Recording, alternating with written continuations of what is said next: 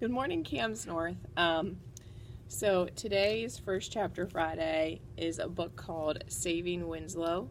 It is by Sharon Creech. Sharon Creech is an amazing author. We have a lot of books by her.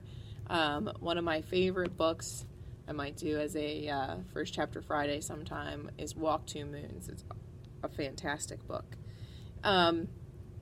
This book, like I said, maybe I didn't, is a brand new book that we just got in the library, and I picked it up yesterday and started reading it yesterday and finished it last night. It's a pretty small book, but it says something if I can finish a book in a day, because I can't really do that too much. I've only done that a handful of times. It's only 165 pages. It's easy to read, but it's a really, really sweet book. If any of you have ever cared for a baby animal whose mother couldn't care for it or didn't want it, you're definitely gonna really, really want to read this book. And it's not just about caring for struggling baby animals, but also just different changes that life can throw at you and how those changes affect you in your life. So we will start with chapter 1. In the laundry basket on the kitchen floor was a lump. "Another dead thing?" Louis asked. "Not yet," his father said. It was the mist of winter, when night, like an unwelcome guest, came too early and stayed too long, and when each day seemed smaller than the one before. Louis's mother stared down at the basket that her husband had brought into the house. "Another one of Uncle Pete's, I presume?" Uncle Pete had a small farm on the outskirts of town. Anything to do with Uncle Pete usually involved Louis's father wasting time or money or doing something dangerous, like chopping down trees or racing tractors through mud fields or disposing of dead animals. Louis's father had already brought home and buried 2 piglets that had not survived their birth. Louis knelt beside the basket. A small gray head with black eyes and feathery eyelashes and sticking up ears emerged. Attached to the head was a trembling thin body and 4 long spindly legs, all of it covered in splotchy gray fur scattered with brown freckles. It was not a dog or a cat. It was a pitiful-looking thing, and it was gazing at Louis. He felt a sudden rush, as if the roof had peeled off the house and the sun dived into every corner of the kitchen. "A goat?" he asked, kneeling beside the basket. "No, a donkey," his father said. "A mini donkey, born last night." "A mini donkey?" Louis's hand cupped the donkey's head, patting it gently. The donkey seemed too weak to move. "Something wrong with it?" "The mother is sick, can't take care of it." "Poor Mama," Louis said. "Poor baby." "What will happen to it?" "Probably go downhill fast. Might last a day or 2. "No!" "So," his mother said, "why do you have the donkey? Why did you bring it home if it might just die in a day or 2? "I don't know," his father said. "I felt sorry for it. I thought maybe we could at least watch it. You know, until it dies." He whispered that last word. The donkey made a small noise that sounded like, "Please." Louis lifted the donkey from the basket and held it close. It smelled of wet hay. It put its face against Louis's neck and made that noise again. "Please." "Okay," Louis said. "I accept the mission." "What mission?" "To save this pitiful, motherless donkey." Louis's house was old and cold and drafty and leaky, rising up out of its stone cellar with good intention, but weakening as it reached the bowed roof topping the musty attic. The house was like many others on the narrow roads this side of town. Beyond the town stretched farmland and empty fields. In summers past, the house felt light and airy, with cooling breezes puffing the curtains in and out of the windows, and always his older brother Gus there, so full of energy and purpose. "Come on, Louis, let's paint the porch." And, "Come on, Louis, let's clean out the vegetable patch." And, "Come on, Louis, let's go to the creek." Always was something new to do. But now Gus was in the army, gone already a year. And now it was winter.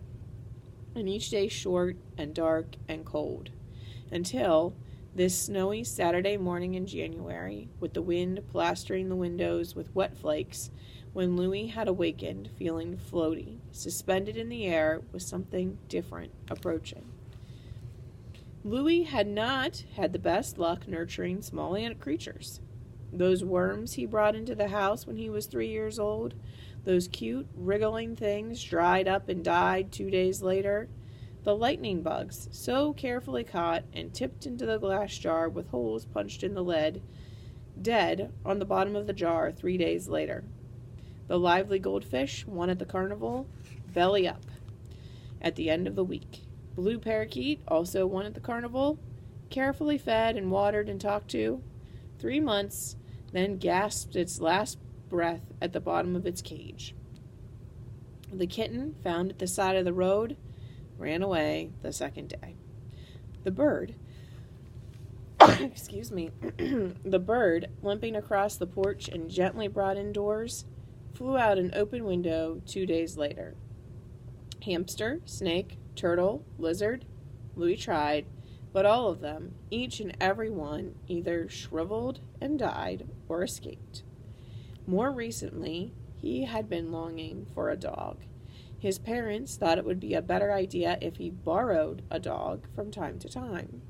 One that didn't live with them, one that didn't need walking in the rain and snow, and one that didn't pee on the carpet or chew on the furniture. So, Louis was more than a little surprised when his father came home that Saturday morning with the pitiful donkey wrapped in a blue blanket. "I don't want to watch it die," his mother said. "No," Louis said, "no dying. I told you, I accept the mission."